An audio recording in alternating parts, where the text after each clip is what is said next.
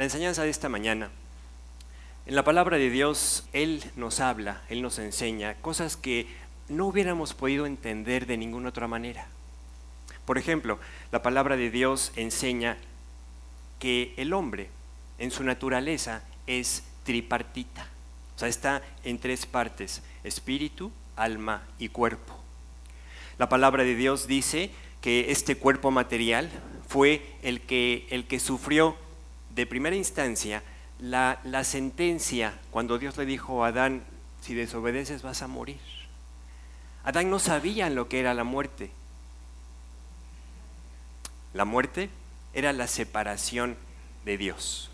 Y su cuerpo empezó a morir. Para nosotros, hoy es clarísimo, este cuerpo material, dice la Biblia, que va a regresar de donde fue tomado.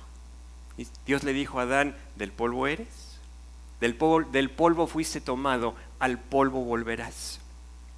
Pero también Dios dice que el alma que Él puso en el hombre es un alma eterna.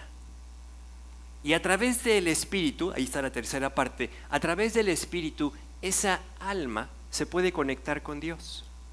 El hombre, cuando Dios dice que está muerto espiritualmente, es porque espiritualmente está separado de Dios.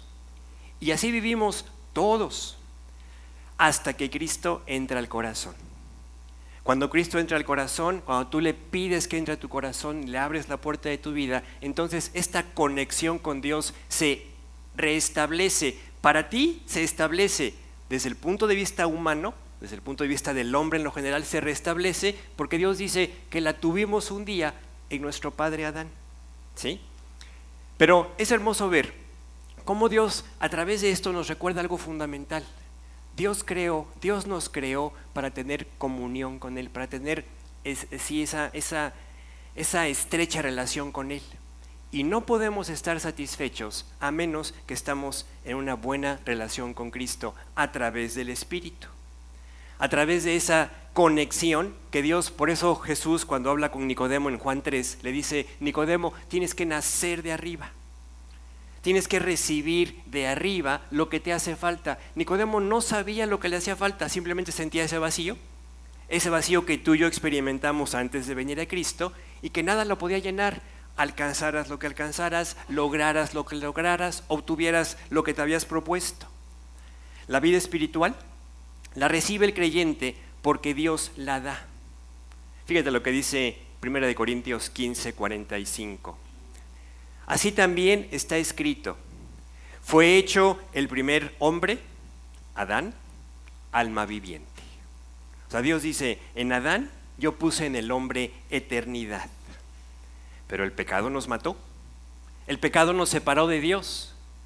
Sigue diciendo: el postrer Adán, Cristo, aquel que vino a deshacer el problema causado por el pecado. El postrer Adán, espíritu vivificante.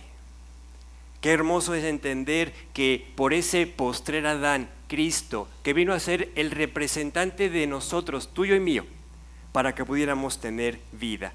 ¿Cuándo? Dice la palabra de Dios: cuando estábamos muertos en nuestros delitos y pecados. Qué difícil es para el hombre bajarle unas rayitas al orgullo y entender que hemos pecado contra Dios. ¿Cuántas veces cuando compartimos el Evangelio, el primer argumento que se levanta en el interior es que yo no he hecho nada malo? Imagínate, ¿no? Pensamos que podemos acceder a Dios con nuestra naturaleza como estamos. Y Dios dice: estás lleno de delitos y pecados. Desde el punto de vista de la justicia de Dios, ¿sabes qué éramos? Se escucha tremendo. Éramos delincuentes. Delincuente es el que comete un delito.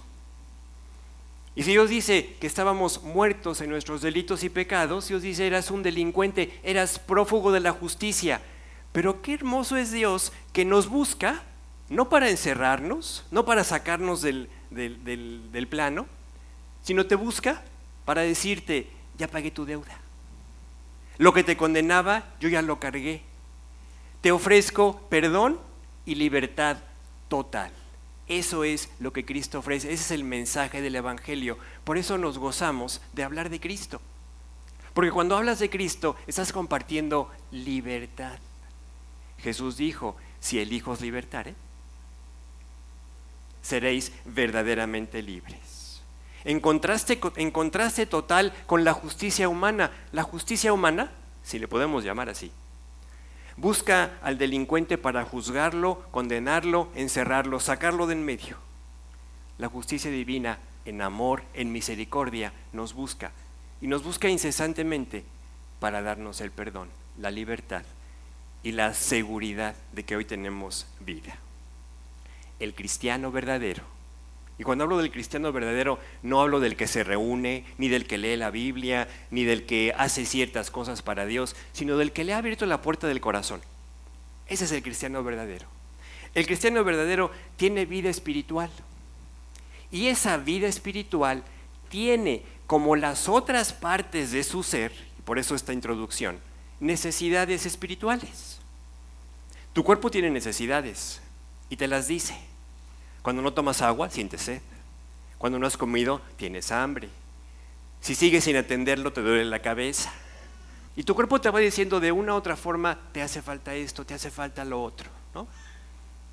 Cuando estás en un auto encerrado con varias personas, te empieza a faltar aire, ¿no? Oye, bájenle por favor, ¿no? Bueno, el espíritu también tiene necesidades. Así como el cuerpo tiene su propia necesidad, su propio alimento, su propia medicina. La palabra de Dios dice que es medicina para el espíritu. O sea, es Dios quien sana esas cosas que en el espíritu se van presentando como necesidades del alma. Pero también el alma y el espíritu tiene sus propios deseos. Y así como cuidamos el cuerpo, tenemos que cuidar el espíritu. Ahora, parece muy lógico, pero cuando hablamos de cuidar el cuerpo, a veces, aún como creyentes, no lo cuidamos como debiéramos. Cuando venimos a Cristo, entendemos que hay cosas que afectaban nuestro cuerpo, ¿no? Vienes a Cristo, Dios empieza a ordenar tu vida, empieza a cambiar esos conceptos que nunca hicieron nada por nadie. Pero empezamos a adquirir otros razonamientos que están distantes de lo que realmente la palabra de Dios enseña. Por ejemplo, a veces el creyente cae en la trampa de pensar que ciertas dolencias del cuerpo solo se tienen que atender con voy a confiar en Dios y voy a orar, ¿no? Yo me imagino, por ejemplo, que una persona en esas condiciones, cuando tiene diarrea, pues nada más se pone a orar, ¿no? Hasta que se le pare, ¿no? O hasta que se vacíe, o hasta que se deshidrate, ¿no? Fíjate cómo a veces somos bien curiosos, ¿no? O sea, si yo tengo una enfermedad del estómago, pues me tomo una medicina para el estómago. Y nadie piensa, no, pues no está confiando en Dios. Pero ¿qué pasa cuando el creyente de lo que está enfermo es, por ejemplo, del sistema nervioso? Tendemos a ver diferente, no, es que tengo que confiar en Dios, por eso estoy así. Y yo no estoy diciendo que no confíes en Dios, es más, afirmo y subraya, lo primero que tienes que hacer es orar, descansar en el Señor. Pero Dios dice, daré salud, daré medicina. Y muchas veces Dios te dice, pues ve con el médico, ¿no? A través de los años Dios nos ha bendecido en la obra y a mí en lo personal con cercanía con médicos creyentes de muchos años. Y me acuerdo de una plática con un médico creyente de muchos años en el Señor que decía, Arturo, no sabes cuántos creyentes necesitan ser ayudados y no quieren ser ayudados porque piensan que recibir esa ayuda es no confiar en el Señor. Y esto es totalmente contrario a lo que enseña la palabra. Tú a lo mejor, como esa anécdota que podrás llegar con Dios y decirle, Dios, es que no me ayudaste. ¿Cómo que no te ayudé? Te acerqué el consejo, te acerqué al doctor, te puse la medicina enfrente y dijiste, no, yo quiero confiar en Dios. Qué bueno que confías en el Señor, pero cuida tu cuerpo. Tu cuerpo necesita la ayuda que muchas veces, si se desajusta el corazón, hay que ayudar al corazón. Si se desajusta el estómago, hay que ayudar al estómago. Si se desajusta el cerebro, hay que ayudar al cerebro, punto. No le demos vueltas. Y cuando yo he platicado con personas en este tema, es la forma en que lo he abordado. Tu cuerpo necesita ser ayudado. Cuando tú pones las cosas en el orden que Dios bendice, las cosas funcionan. ¿Sí? Y claro, cuando Dios dice y te reafirma, y el primer mandamiento de todos es: amarás al Señor tu Dios con todo tu corazón, con toda tu alma, con toda tu mente, con todas tus fuerzas. Cuando vemos ese mandamiento y volteamos a ver nuestra vida, o sea, todos los días tendríamos que decirle a Dios: Dios, perdóname, porque hoy no te he amado como debo amarte. Así, sencillamente. Pero buscar avanzar, acercarnos a que podemos amarlo más. ¿Sí? Entonces, así como hay medicina para el cuerpo, hay medicina para el alma, medicina para lo material, medicina para lo inmaterial, ¿no? O sea, es muy notorio cuando te compones del estómago, ¿no? Hace unos días estuvimos en la casa enfermos del estómago casi todos, ¿no? Y tú notas cuando ya estás bien, pero te vas con reservas, ¿no? O sea, ahorita no puedo comer esto o aquello porque a lo mejor me cae pesado. En lo espiritual también, tú vas a empezar a notar la mejoría cuando vayas dando los pasos hacia darle a tu espíritu, darle a tu alma lo que tu alma necesita. David, por ejemplo, expresa en uno de los salmos palabras sencillas: mi alma está sedienta de Dios. Tengo que ir y conectarme con Él porque estoy deshidratado espiritualmente. Literalmente el pasaje dice: mi alma tiene sed de Dios, del Dios vivo. ¿Cuándo vendré y me presentaré delante de Él? ¿Sí? Ahora, quiero entrar a un tema. La palabra de Dios te dice que así como hay ese cuerpo que tiene espíritu, alma y cuerpo, ese ser, y que ese tiene necesidades especiales, específicas, que las del cuerpo no pueden satisfacer las del alma y viceversa. O sea, por mucho que ores, si tienes jaqueca, necesitas ayuda. ¿Sí? Si tienes migraña, necesitas ayudarte. ¿Sí? Entonces, de la misma manera, lo material no va a ayudarte en lo espiritual. De la misma manera, hay anhelos materiales, anhelos para el cuerpo. Yo creo que tú tienes anhelos, ¿no? En el área secular, en el área física. ¿No tienes anhelos? A ver, ¿quién tiene anhelos? Yo tengo anhelos. Yo tengo sueños. Yo tengo deseos. Y así como los tienes en el área física, y que le pones nombre, apellido y cuánto cuesta, ¿no? O sea, porque si tienes un anhelo, sabes, oye, pues necesito tanto para poder cumplir ese anhelo. También hay anhelos en el área espiritual. Y Dios dice que está interesado en las dos cosas. O sea, nunca vayas a pensar que Dios solo está interesado en que tú crezcas espiritualmente nada más y que en lo material, pues hay que seas un cero a la izquierda, ¿no? No, Dios está interesado en todos tus anhelos.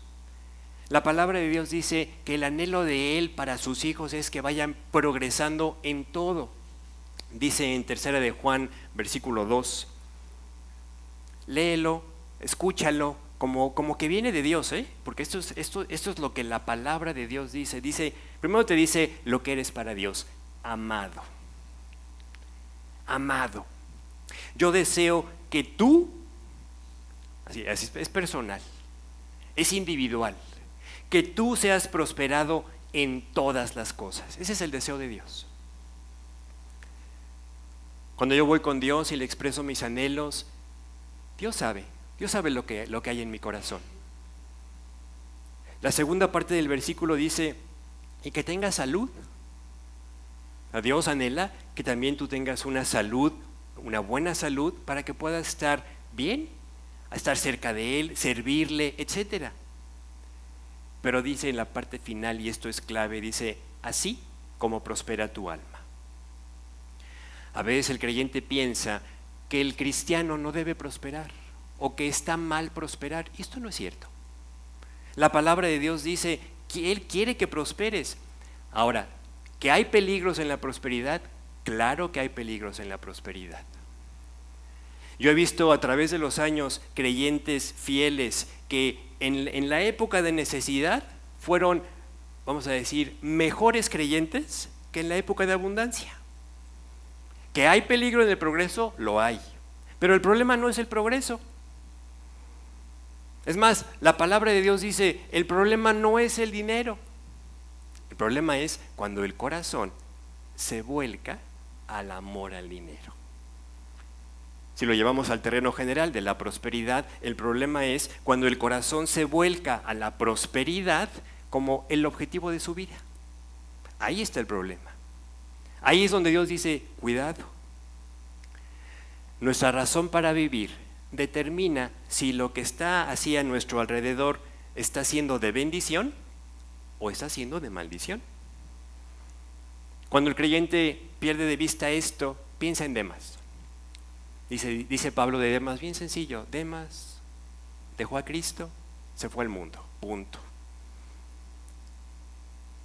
Demas fue deslumbrado por lo que el mundo ofrecía. Demas olvidó que lo que satisface la vida del hombre es Cristo. Porque si no encontramos satisfacción sin Cristo, hablo de la vida de incrédulos, el creyente separado de Cristo tampoco está satisfecho, hagamos lo que hagamos. Por eso la palabra de Dios dice que cuando esto pasa, así como Dios sale y nos busca como incrédulos, qué bueno que nos buscó, qué bueno que te buscó, si no, no estarías aquí. Si tú estás aquí hoy como creyente o como incrédulo, Dios te buscó, por eso estás aquí. Pero ¿sabes? Cuando como creyentes nos desviamos, empezamos a poner las cosas en el orden incorrecto, Dios empieza a permitir cosas para que reaccionemos. Yo siempre he visto esto, lo he visto en mi propia vida. Dios empieza a permitir que pasen ciertos reveses, ¿no? Empieza a permitir que pasen ciertas frustraciones, empieza a permitir que tengas y enfrentes ciertas pérdidas para que reacciones y vuelvas a lo único que da satisfacción a nuestra vida, al único orden correcto, Dios, mi familia y lo secular. A veces el creyente en esa carrera por prosperar pierde este orden. Me acuerdo platicar así con personas que te dicen, es que yo hago todo esto por mis hijos. Y los hijos necesitan otra cosa. Necesitan una guía espiritual. O sea, está bien que tú tengas el anhelo, es un deseo que todos los padres tenemos, de darle a los hijos lo más que podemos a nuestro alcance. Pero el principal privilegio que tenemos como padres creyentes es darle los principios de la palabra de Dios, enseñarles con el ejemplo a vivir. Voy a mostrarte dos pasajes donde Dios nos alienta a tener anhelos, a tener deseos y a recordarte dónde debes ponerlos. Fíjate, Salmo 38:9 dice, Señor, es un salmo de David, Señor, delante de ti están todos mis deseos, todos. No hay duda que este pasaje le da lugar, le da espacio a los anhelos materiales, a los anhelos emocionales, a los anhelos familiares. Pero no olvides tener también ahí espacios para los anhelos espirituales. Si no le estás supliendo al espíritu sus anhelos, hay una parte de ti que está quedando insatisfecha. Y te quiero recordar algo, los anhelos espirituales de entrada son producidos por Dios. Porque esos anhelos espirituales nunca los hubiéramos tenido, no sabríamos de ellos si no estuviera Dios habitando el corazón. Pero a veces, como ya no estamos tan cerca, tan conectados, tan estrechos en esa relación, ese anhelo espiritual se va escuchando así, como cuando cierras varias puertas, ¿no? Y ya no escuchas claramente. Mi suspiro, dice el salmista, mi suspiro no te es oculto. Qué hermoso que tengas anhelos. Ponlos en las manos de Dios y no descuides tener anhelos, deseos, proyectos espirituales. El plan de Dios siempre ha sido usarnos. El plan del diablo siempre ha sido ocuparnos en muchas cosas para que no podamos estar en cercanía con el Señor. Un ejemplo clarísimo y que todos nos va a ubicar fácilmente en esta enseñanza: Marta y María, las dos salvas, las dos convertidas, las dos con la certeza: Jesús es el Señor, es el Mesías.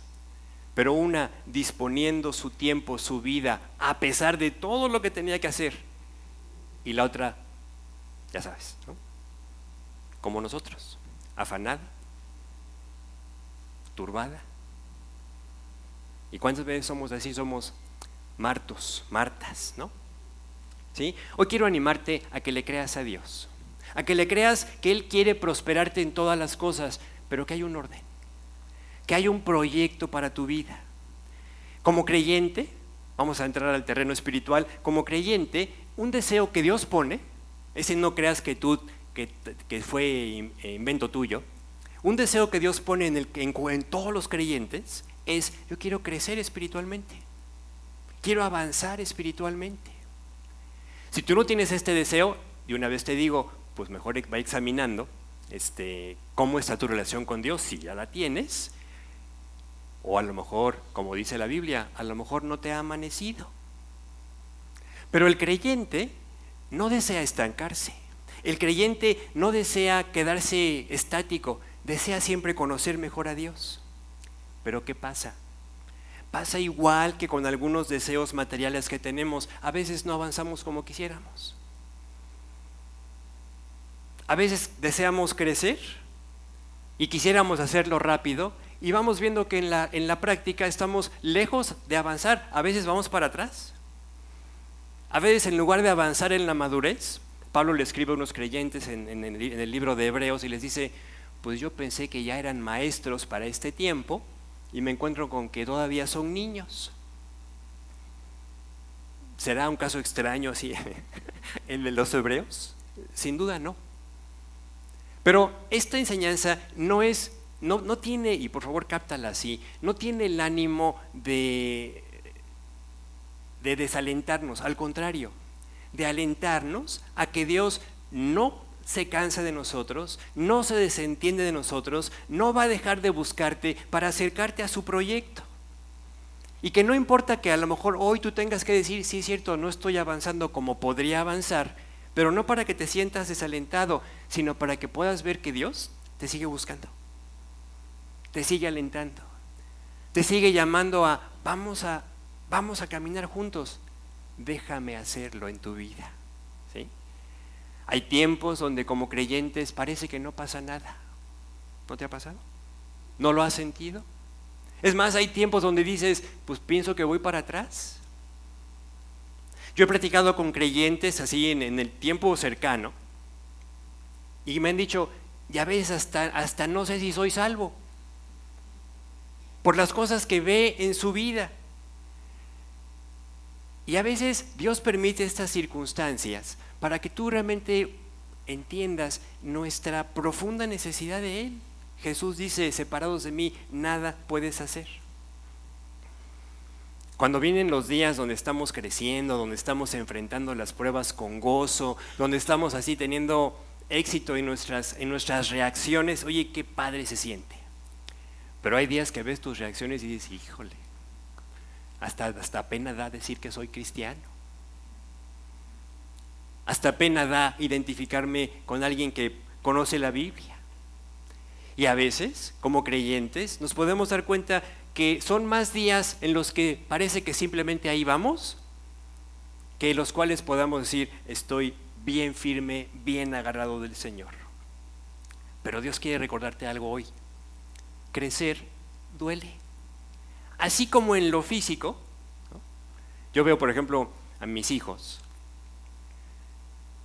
cuando se enfermaban, así los que tienen hijos me entenderán, cuando se enfermaban, de repente pasaban unos días y digo: oye, ¿este ya creció? ¿O esta ya creció? ¿No?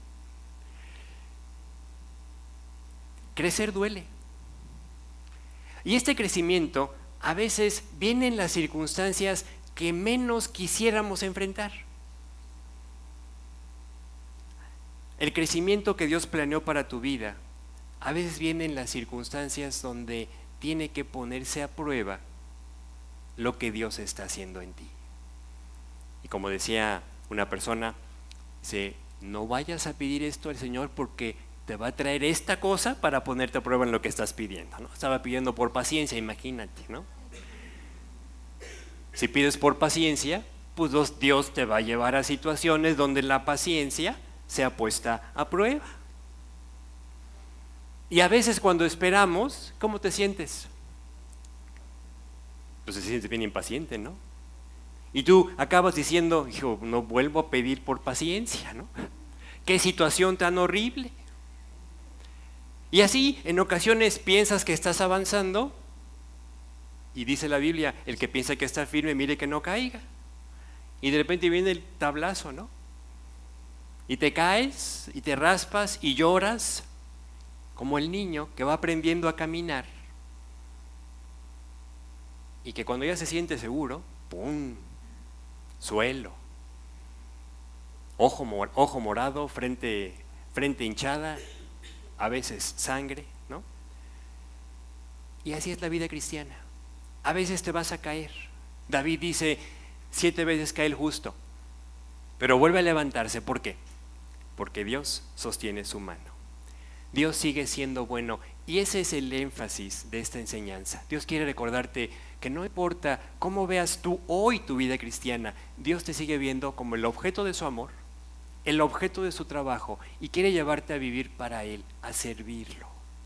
Dios sigue siendo bueno y la victoria para tu vida sigue estando a tu disposición. Esto, por otro lado, yo no quiero que lo escuches como un bálsamo para la insensatez, ¿no? O para el conformismo. Porque si no pasaría lo mismo que en el terreno físico con los anhelos. Tengo este anhelo, pero no trabajas, o no ahorras, o no planeas, pues nunca va a llegar. ¿Sí? Aunque las cosas no vayan bien, o pienses que no van bien, Dios dice, yo tengo proyectos para ti. Y eso es lo que la palabra de Dios enseña. Fíjate, vamos a leer 2 Corintios 4, versículos 8 al 9. Pablo escribe este pasaje a esta iglesia y le comparte a estos creyentes la situación que ellos mismos como siervos de Dios, o sea, cuando aquí Pablo dice estamos, habla de él mismo, de los que están sirviendo a Dios y sin duda incluye a todos los creyentes. Uno pensaría, oye, si yo estoy sirviendo a Dios, si yo estoy haciendo lo que Dios quiere, pues todo me debe ir de maravilla. Y fíjate que dice Pablo, estamos atribulados en todo, mas no angustiados. La diferencia entre el incrédulo, el que no conoce a Dios, el que no tiene en quién descansar y el creyente es, va a enfrentar las mismas circunstancias, a veces peores. Desde el punto de vista humano, ¿quién tenía más problemas? ¿Potifar o José? José, ¿no? Pero José tenía el cuidado de Dios. José estaba en el proyecto divino. José podía decir, estoy atribulado en todo. Y este es un pasaje que José no conocía, pero es el mismo Dios. Atribulados en todo, mas no angustiados. En apuros.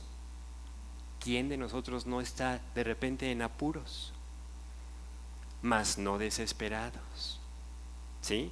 Dice, perseguidos, mas no desamparados, derribados, pero no destruidos. Si yo te dijera que esta es la descripción de la vida cristiana, en la parte humana, dice, no, es que yo no quiero estar en apuros, yo no quiero ser perseguido, yo no quiero tener tribulaciones, yo no quiero que me derriben, yo quiero que todo sea terso, suavecito. Esa no existe. Dios nunca prometió eso. Dios, por el contrario, dice, mantente firme cuando todo parezca que va en tu contra. Mantente constante en la dificultad. ¿Cuántas veces no, hablando de anhelos, de retos, de deseos espirituales, cuántas veces no tú te pones un reto espiritual con Dios, del índole que sea. Y en cuanto te pones el reto, empiezan a surgir los obstáculos. Empiezan a surgir así la lucha para que si era un tiempo, si era una actividad, si era algo que habías destinado a dar para la obra de Dios, siempre se interpone algo para que tú puedas cumplir así facilito el proyecto. Y ahí es donde Dios dice, constancia. Tú le dices a Dios, Dios, es que yo quiero mantenerme confiado. Y cuando viene esa propuesta en el corazón, surgen cosas que golpean tu vida, que quieren sacudir tu fe. Y me viene a la mente así como Jesús en la barca, ¿no? Dormido. Platicaba con un creyente en estos días y le decía, el mayor milagro, siempre nos sorprendemos del poder de Jesús, levanta la voz, bueno, más bien habla, y le dice al viento y al mar, calla, enmudece, y se hizo una bonanza impresionante. Y siempre nos impresiona esa parte, pero ponte a pensar, es más impresionante que Jesús estaba durmiendo en la tormenta.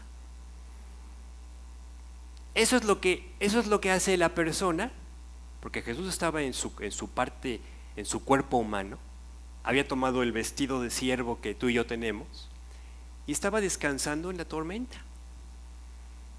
Esa es la parte que Dios quiere enseñarnos. Seguir adelante, aunque la tormenta ruja. Tú podrás decir, pero es que ese era Dios, o sea, Él sabía lo que estaba pasando. Estaba dormido, pero con su conciencia, su omnisciencia divina. Pero la experiencia del creyente, que no es, que ya no podemos salir con ese argumento de que Él era Dios, piensa en David. David dice, aunque un ejército acampe contra mí, y no está hablando de un utópico. El ejército de Saúl lo perseguía para matarlo. Y él escribe, aunque un ejército acampe contra mí, yo dormiré confiado. Y a veces tú y yo, tengo algunos problemas, y ¿a poco no se te espanta el sueño? Y ahí Dios tiene que recordarte, descansa, descansa. A mí Dios me tiene que recordar constantemente, descansa, esto no lo puedes hacer tú. Pero ¿a poco no se nos olvida? ¿A poco no pensamos que si no soy yo quien me quedo despierto y me pongo a pensar qué voy a hacer? Y no puedes hacer nada, ¿no? La vida abundante no significa que todas las cosas siempre salgan bien. La vida abundante a la que Dios te invita no significa que todo salga como tú planeaste. A veces las cosas salen exactamente al contrario y Dios tiene un propósito. Y Dios tiene un plan. A veces te equivocas y en la equivocación Dios puede enseñarte mucho más que si lo hubieras hecho bien. A veces las derrotas te pueden levantar a ser verdaderamente más fuerte espiritualmente. Un fracaso puede llevarte a decir, Dios, ahora no me vuelvo a soltar. Una tristeza te puede invitar realmente a buscar al Señor con todo tu corazón. Y aunque viene a veces el deseo de rendirnos y de abandonar todo, Dios te quiere recordar, mi gracia siempre será suficiente. Yo siempre voy a estar ahí. Y cuando tú pienses que todo se derrumba, que nada tiene pies y cabeza, cuando venga aún el ataque del diablo a tu mente de decirte, y sigues confiando en Dios, cuando las cosas no salen como tú planeadas, Dios te quiere recordar, ahí, en ese momento, es cuando yo quiero ser más real para ti. Te mencionaba a José. José, ¿se acuerdan que tuvo unos sueños? Hablando de anhelos, deseos, etc. José tuvo unos sueños. De hecho, por eso hay un pasaje ahí donde sus hermanos lo llaman despectivamente, o sea, en mal plan. Ahí viene José el soñador, ¿no? De ahí la expresión, ¿no?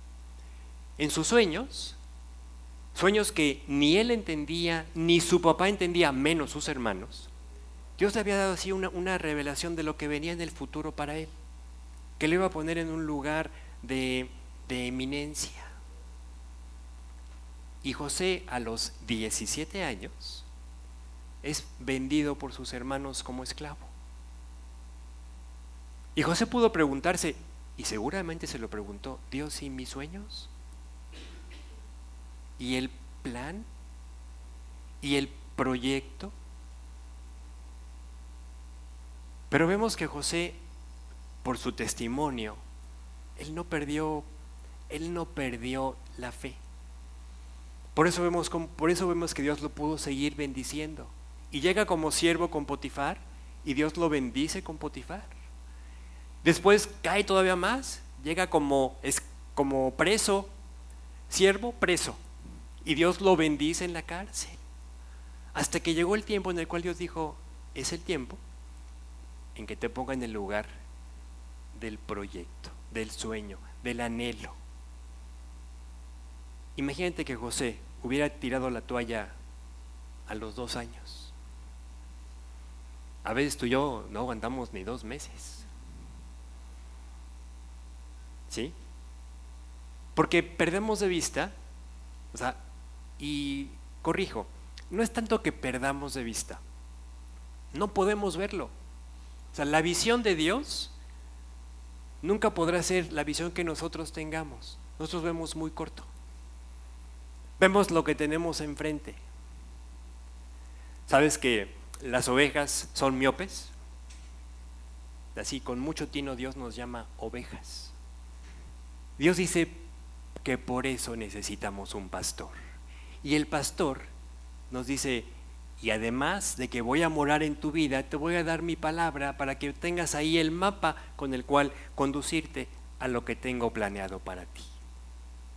¿Sí? Entonces, mi objetivo, mi anhelo en esta mañana es animarte a que tú vayas con Dios y le digas a Dios: Dios, yo sé que tú tienes presente, que están delante de ti mis sueños, mis anhelos, mis deseos, mis proyectos, mis planes. Pero te animo a que también le hagas ahí un espacio importante, que consideres poner ahí tus anhelos espirituales. Pablo a estos creyentes de Corinto les dice al final del libro, dice: permanezcan firmes, constantes, creciendo en la obra del Señor siempre. Porque viene un ataque, ahora sí que el ataque sí es constante, el ataque es de todos los días, a que nosotros perdamos de vista al Señor Jesús. Pon tu vista en el Señor Jesús. Las demás cosas deja que Dios las ponga en su lugar. Y no tengo la menor duda que aún en las pruebas, en la tribulación, en la angustia, en las caídas, Dios no va a tener ningún problema para mantenerte de la mano y mostrarte lo que tiene para ti, en lo que te está bendiciendo aún en esas circunstancias. Esa es la vida cristiana. Pablo dice, con esto termino, Pablo dice: es necesario que a través de muchas tribulaciones entremos al reino de Dios. La vida cristiana es una carrera. Si le pusiéramos un símil de alguna competencia en lo secular, ¿qué sería? No sería un ping pong, ¿no? Sería una de estas carreras campo traviesa, ¿no? O un espartano de esos que luego cosas locas que ¿sí? Vamos a orar. Señor, muchas gracias porque nos amas. Gracias porque en este amor que nos tienes, nos saliste a buscar, nos saliste a ofrecer a gritos en una publicación que todo mundo escuchara el perdón, la salvación y la libertad que hoy gozamos en ti. Gracias también porque hoy, como creyentes, habiendo puesto nuestra vida en tus manos, hoy nos sigues amando y tú quieres que nuestra vida pueda progresar, pueda avanzar al proyecto que tú tienes para cada uno de nosotros. Te pido que bendigas nuestro corazón con fe. Danos esa fe para creer, para descansar en ti, en que no importa las circunstancias que atravesemos, tú tienes un plan. Que no necesitamos ver siempre las cosas agradables para saber que tú estás atrás, que tú estás en medio de ellas. Como dice David, porque veía al Señor siempre delante de mí, por eso no seré conmovido. Dios, danos esa fe para mantener nuestros ojos en ti, para dejar de ver las circunstancias y ver que en lo que tú hoy estás permitiendo, estás haciendo un trabajo, llevarnos más cerca de ti. Te pedimos esto, te lo agradecemos de antemano en el nombre de Jesús. Amén.